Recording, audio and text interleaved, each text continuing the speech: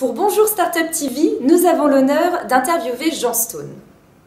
Philosophe des sciences, essayiste, créateur de l'Université interdisciplinaire de Paris, enseignant en management pour le MBA d'HEC, il est également l'auteur de plusieurs best-sellers comme Les Clés du futur, préfacés par Jacques Attali. Il en fait d'ailleurs la promotion en France et à l'étranger en ce moment. Quelles sont les possibilités de toutes ces applications autour de l'Internet des objets connectés? Ça va devenir énorme parce que, vous voyez, on n'avait que 9 milliards d'adresses IP et 9 milliards, en fait, c'est pas beaucoup par rapport à 7 milliards d'habitants. Donc, on est passé à 1000 milliards d'adresses potentielles. Ça veut dire que tous les machines à laver, les frigidaires, les voitures vont être connectées à Internet. Et les applications sont déjà là. Amazon a déjà des contrats avec des fabricants de machines à laver. Au bout de 20 cycles ou 30 cycles, on peut le programmer bien sûr de lavage, la machine recommande par Internet automatiquement sa lessive. Et donc du coup, évidemment, ça fait un marché captif pour Amazon. Audi vient de faire une voiture où le coffre, pas les portières, peut s'ouvrir quand, si vous donnez le code à un étranger qui arrive. Et donc Amazon arrive avec son livreur, ils savent où est votre voiture par GPS, poum, ils ouvrent le coffre, ils mettent le colis, ils ferment. Vous voyez. Et encore mieux, par exemple, une boîte comme Le Quitron, eh bien, c'est une start-up américaine, va connecter votre serrure électronique qui va remplacer votre clé habituelle, parce que les clés aujourd'hui, ça existe depuis 2000 ans, ça va être dépassé la clé. Et bien, une clé électronique, vous pourrez ouvrir la porte en regardant sur votre smartphone qui est devant chez vous, et si c'est le livreur ou si c'est votre personne qui vient sur Airbnb pour prendre votre appart, vous l'ouvrez à la porte à distance, directement comme ça, avec une clé électronique. Donc la connexion sur Internet va changer énormément de choses dans la vie quotidienne. C'est peut-être une des très très grandes révolutions qui s'annoncent. Et je ne vous parle pas de la suivante, qui sont les puces RFID, qui sont des puces que l'on peut s'implanter sous la peau et qui peuvent remplacer, là aussi, la carte bleue, paiement sans contact, qui peuvent remplacer la clé de votre voiture, la clé de votre maison et bien d'autres choses encore. Donc c'est vraiment une des très grandes révolutions qui s'annoncent. Sans les citer, on voit de plus en plus de sites qui proposent des transactions en liquide entre particuliers. Quels en sont les dangers ?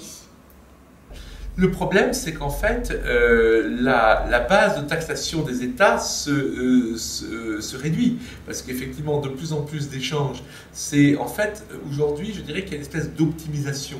Vous pouvez louer un espace disponible dans votre maison, sous une chambre à quelqu'un, mais vous pouvez louer aussi un espace disponible dans votre bureau à une autre entreprise ou à quelqu'un qui a besoin de travailler. Vous pouvez louer votre voiture le week-end si vous n'en servez pas, votre tronçonneuse, vous pouvez tout. Ouais. Donc, il y a une espèce d'optimisation des biens et beaucoup de ces transactions, pas toutes, se font en liquide.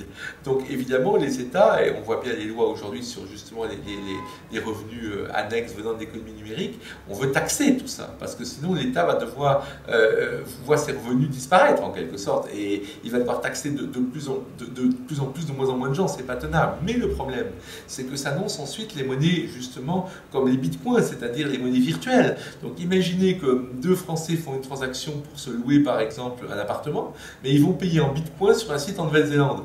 Comment vous voulez aller taxer les bitcoins sur un site en Nouvelle-Zélande? Donc le monde de l'Internet va devenir un monde de plus en plus fluctuant, flou, et évidemment tout le monde sait que des choses comme le bitcoin, ça peut aussi profiter bien sûr aux mafias, aux trafiquants d'armes, de drogue, etc. Donc il y a évidemment des risques, il y a même un Internet noir, comme on l'appelle, hein, qui n'est pas référencé et qu'on ne peut pas accéder par des moteurs de recherche. Donc il y a toutes ces... Donc c'est évidemment un monde qui va devenir extrêmement complexe, et je pense que c'est un des points clés, c'est se préparer, c'est ce que j'essaie de faire moi aussi dans mes interventions et dans les conférences, préparer les gens à la complexité du monde de demain. Et quelles seraient les solutions, justement?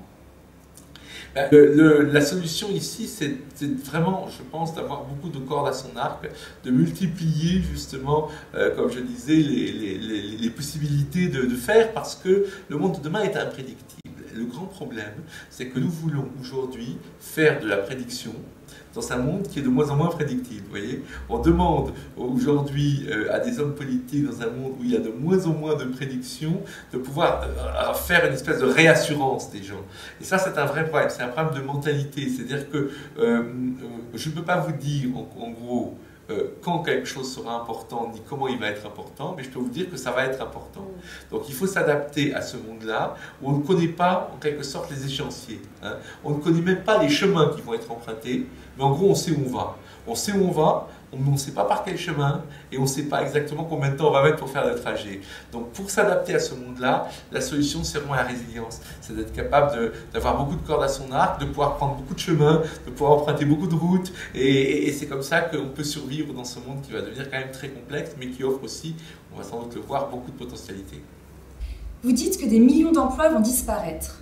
Où en est la France aujourd'hui et comment se situe-t-elle par rapport aux autres pays? Comment voyez-vous l'avenir? Alors d'abord, nous vivons une transition qui est la même que le passage du monde des campagnes au monde industriel.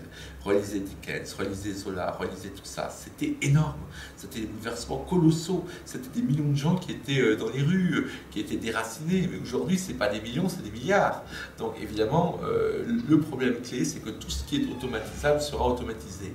Là, il y a quelques jours, il y a eu une convention de l'Association américaine pour l'avancement des sciences. C'est la plus grande association mondiale de scientifiques. Et les scientifiques ont dit qu'avec la robotisation, on risque de voir des taux de chômage de 50% dans les pays occidentaux et qu'aucun homme politique, aucun État ne se prépare à des taux de chômage de 50%. Tout ce qui est automatisable étant automatisé, eh bien, on va voir des tas d'emplois, y compris dans les services, disparaître. Et donc, le problème, c'est justement comment on fait face à ça.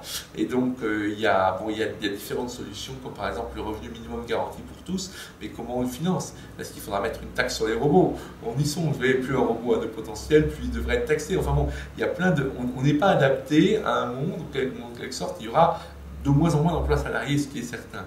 Maintenant, la bonne nouvelle, et c'est justement pour ça que cette économie collaborative dont nous parlons est importante et qu'il ne faut pas non plus trop la taxer, c'est que tous les échanges, justement, les locations dont je parlais, tous ces échanges-là, les gens vont survivre en vendant, en louant une chambre de leur maison, en louant leur voiture, en louant leur service à leur voisine pour faire les courses, et finalement, en faisant des systèmes d'échanges locaux, en faisant plein de choses comme ça, eh bien, ils vont s'en sortir. Parce qu'il y a plein de possibilités, mais il faut bien comprendre que les schémas classiques, entre autres de l'emploi salarié à vie, etc., vont en large partie disparaître, exactement comme le monde des campagnes a disparu quand on est passé au monde de la société industrielle. Donc c'est un tsunami qui va arriver, et c'est vrai qu'il y a des tas de gens qui ne sont pas prêts et qui vont le prendre en plein la figure. La bonne nouvelle, c'est que ceux qui vont survivre au tsunami ne sont pas forcément ceux qu'on croit. Il y a de la place pour des profils très originaux, il y a de la place, pas pour tout le monde, mais il y a de la place pour des tas de gens qui ne sont pas Bac+15, Polytechnique, CSP+, mais qui peuvent être des immigrés mexicains ou des Africains, etc., qui auront trouvé la bonne idée au bon moment et qui vont voir surfer là-dessus. Je pourrais vous donner des exemples si on avait le temps.